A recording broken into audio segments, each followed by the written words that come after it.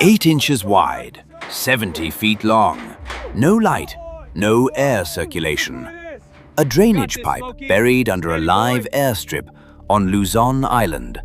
And the only thing standing between 250 soldiers and 3 days of digging under Japanese mortar fire was a 4-pound Yorkshire Terrier named Smoky. We'll get to that pipe, but first we need to go back 11 months to a foxhole in the jungle of New Guinea, where this whole impossible story starts with a sound no bigger than a hiccup. Nadzab, Papua New Guinea, February 1944. The kind of place that ate men alive without bullets. Dengue, malaria, fungal infections that turned boots into petri dishes. The 5th Air Force had set up a photo reconnaissance base in the thick of it, and the soldiers stationed there had developed a relationship with misery that bordered on professional. A soldier from another unit, nobody remembers his name, and that's one of the strange details of this story, found a dog in an abandoned foxhole. Tiny, matted fur, ribs showing through a coat that might have been golden under the caked mud. No tags, no collar, no explanation for how a purebred Yorkshire Terrier ended up alone in a combat zone in the middle of the Pacific.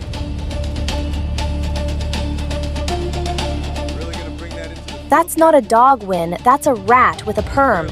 You paid $6.50 for that? I've seen bigger things come out of the mess tent soup. The soldier brought her back to camp, thinking she might be a Japanese mascot or a stray from one of the Australian units. Nobody claimed her. She sat in his tent for 2 weeks, eating scraps and watching the war happen around her, with an expression that veterans later described as disturbingly calm. Enter Bill Wynne, Corporal, photo reconnaissance. Cleveland kid who traded a camera shop for a combat unit and spent his days developing aerial film in a darkroom made from salvaged plywood. Wynne heard about the dog, wandered over to take a look, and made a purchase that would alter the course of military medicine. He paid $6.50, the cost of a mediocre dinner stateside.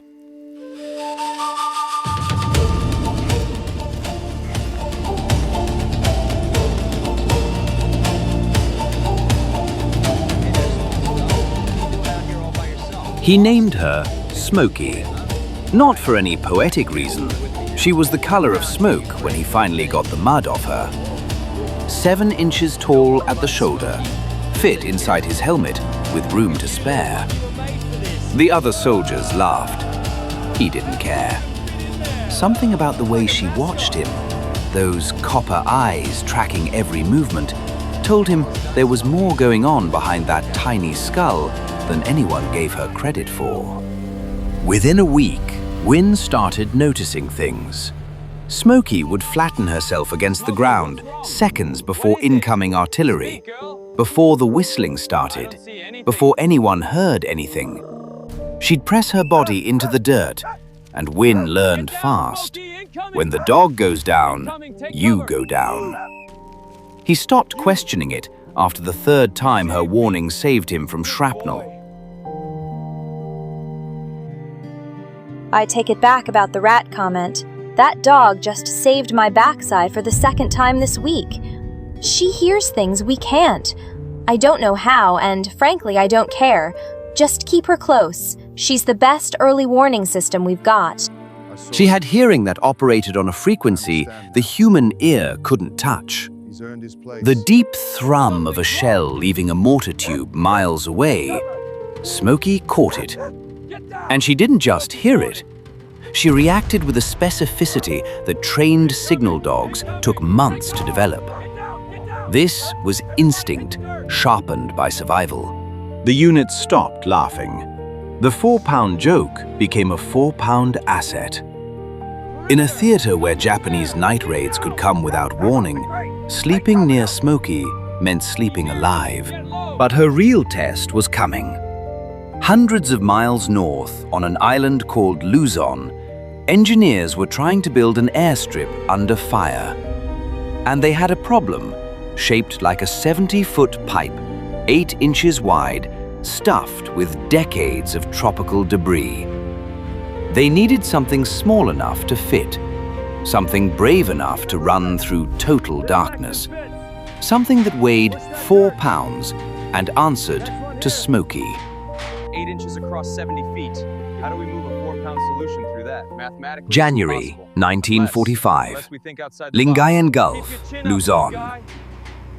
The combat engineers needed the airstrip operational in 72 hours, not negotiable. American planes needed a forward base to support the push toward Manila, and every hour that strip sat damaged was an hour the Japanese used to reinforce.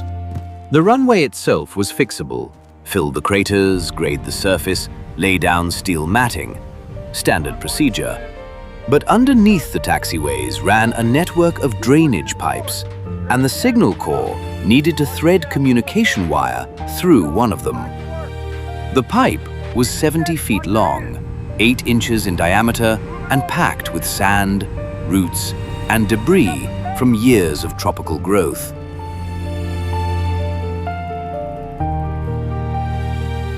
The alternative is a trench, by hand, across an active taxiway, while the Japanese have the airstrip zeroed in. 3 days of exposed work. You do the math on casualties, because I already did, and I didn't like the number. Someone looked at that pipe, looked at Smoky, and did the geometry. The dog was 7 inches at the shoulder. The pipe was 8 inches across. 1 inch of clearance. It was insane. It was also the only option that didn't involve body bags. Wynne tied a string to Smoky's collar. The string was connected to the communication wire. The plan was simple and terrifying. Wynne would go to the far end of the pipe, call Smoky through, and she'd drag the wire behind her. 70 feet. Total darkness. Air thick with damp earth and rot. If she panicked, if she stopped, if the string snagged, the mission was dead, and those soldiers were back in the trench.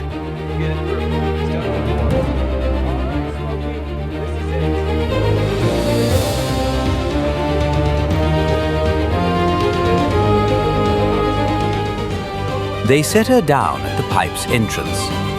Smoky looked into the black circle, looked back at Wynne.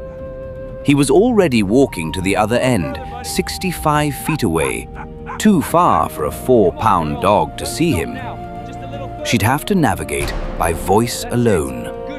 Wynne knelt at the far opening, pressed his face close to the pipe, could barely see a pinprick of light at the other end. He called her name. His voice echoed down the pipe like it was traveling through a tomb. She didn't move. For 15 seconds that felt like 15 minutes, she stood at the entrance, staring into the dark. Soldiers gathered around both ends of the pipe, watching. Nobody spoke. The only sounds were Wynne's voice and the distant crump of artillery. Then she went in. One step, then another, then her whole body disappeared into the pipe. Wynne kept calling, steady, calm, the same tone he used when they were safe in their tent. He couldn't see her. He could only hear the faint scratch of her nails on the pipe's interior and the rustle of the string dragging behind her. She stopped. The string went slack. Wynne, she stopped. Call her louder. Don't change the tone. Keep it calm. She reads your voice like a compass. One wrong note and she bolts. 30 feet in, she'd hit a section where the debris was thicker, sand packed around her legs. She had to push through it with her chest, like swimming through wet earth. 4 pounds of dog against the accumulated weight of tropical jungle, reclaiming a pipe that humans had abandoned years ago. And then the scratching started again. Faint, getting closer. Wynne pressed his face harder against the pipe opening, and he saw her, a tiny, mud-caked shape moving toward him in the dark. 20 feet, 15, 10. She burst out of the pipe opening and launched herself into his arms, trembling, filthy, with the string still attached to her collar and the communication wire trailing behind her like a lifeline.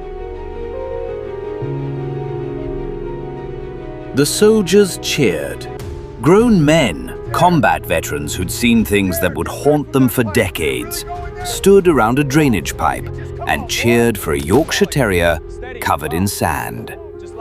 The wire was pulled through, the signal line connected. The trench never had to be dug. 250 soldiers never had to stand exposed under mortar fire.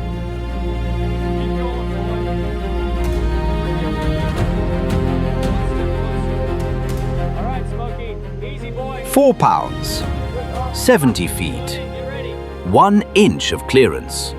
And every man on that airstrip owed his safety to a dog that shouldn't have survived the foxhole she was found in. Between February 1944 and August 1945, Smoky flew on 12 combat missions in the Pacific Theater. Not as cargo. In Wynne's pack, riding in a modified pouch he'd sewn from a canvas bag, her head poking out as reconnaissance aircraft banked over enemy positions at 10,000 feet. She survived 150 air raids. She rode out a typhoon on Okinawa that flattened tents across half a mile of coastline. She ate what the soldiers ate, sea rations, and whatever Wynne could scrounge. She drank from his canteen. She slept inside his helmet, curled so tight she looked like a knot of wet rope. And she never got sick. Not once. In a theater where malaria took down men twice a week, this 4-pound dog stayed operational. Wynne wasn't as lucky. In the spring of '45, dengue fever hit him like a freight car. 104-degree temperature, joint pain so severe he couldn't close his fists. They moved him to the 233rd Station Hospital in Nadzab, and for the first time since he'd bought Smoky, they were separated.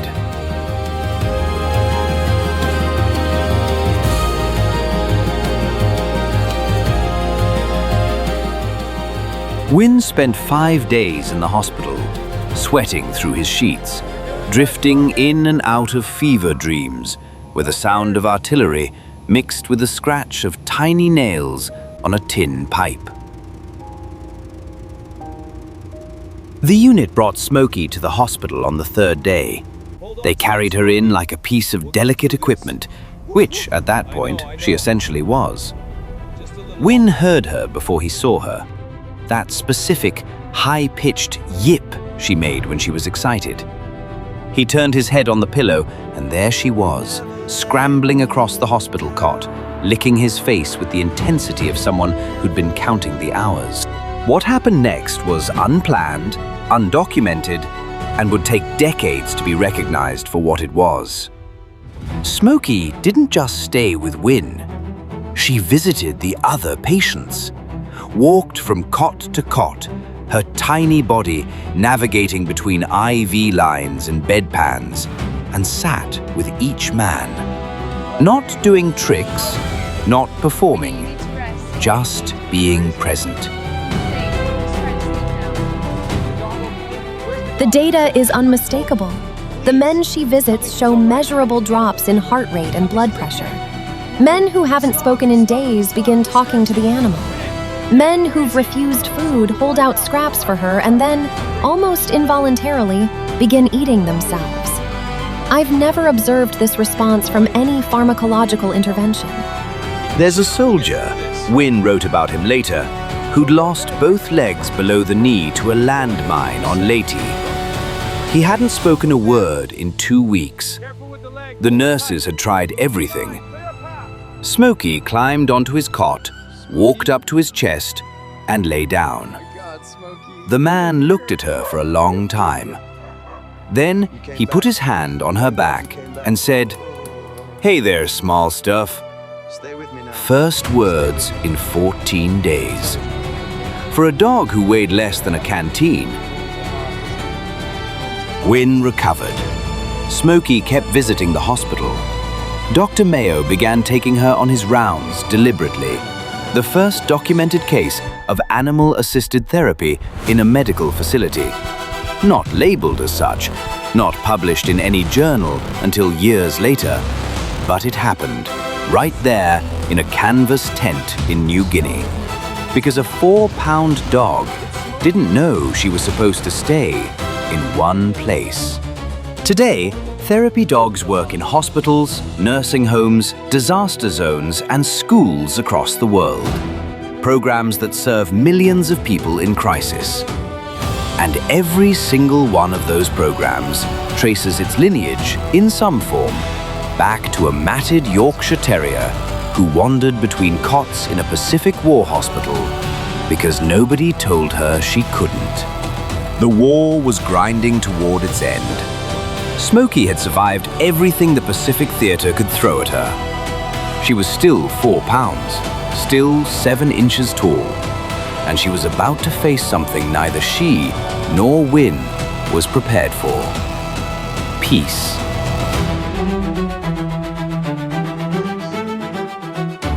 September 1945. The war was over. Wynne and Smoky shipped home to Cleveland, Ohio, a city of steel mills and gray winter skies that couldn't have been more different from the jungles they just left. Wynne walked through the front door of his parents' house with a duffel bag over one shoulder and a Yorkshire Terrier under his arm, and tried to remember what normal felt like. Coming home from war is its own kind of combat. The sounds are wrong, too quiet, too soft. The food tastes strange. People ask, "How was it over there?" And you know they don't actually want the answer. Wynne handled it the way a lot of us did, by keeping busy and not talking about the parts that still woke us up at 3 in the morning. Smoky adapted faster than he did. Within weeks of arriving in Cleveland, she was performing. Live shows, tricks, routines Wynne had taught her during downtime between missions. Walking tightropes blindfolded, riding a custom scooter, spelling her name with letter cards. She appeared on television 42 times, including a stint on a local variety show that made her a regional celebrity.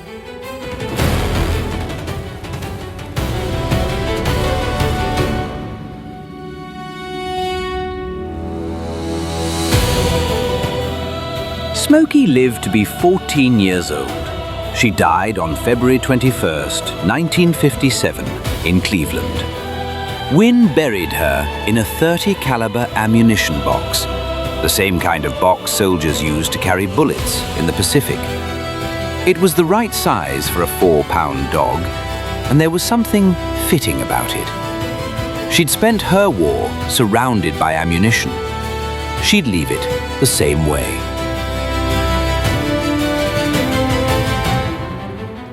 For decades, Smoky's story faded. Not forgotten, just filed away in the drawer where America keeps its smaller miracles. The big war dogs got the monuments, the German Shepherds and Dobermans who'd served in the Canine Corps. Smoky was too small, too unusual, too hard to categorize. Wynne spent the rest of his life making sure that changed. He wrote a book about her. He advocated for recognition of animals in military service. He pushed and pushed and kept pushing until the world started listening. In 2005, a life-sized bronze sculpture of Smoky was dedicated in Cleveland Metro Parks. Smoky sitting inside a GI helmet, ears up, eyes forward, exactly the way she looked when she was about to do something that defied every reasonable expectation.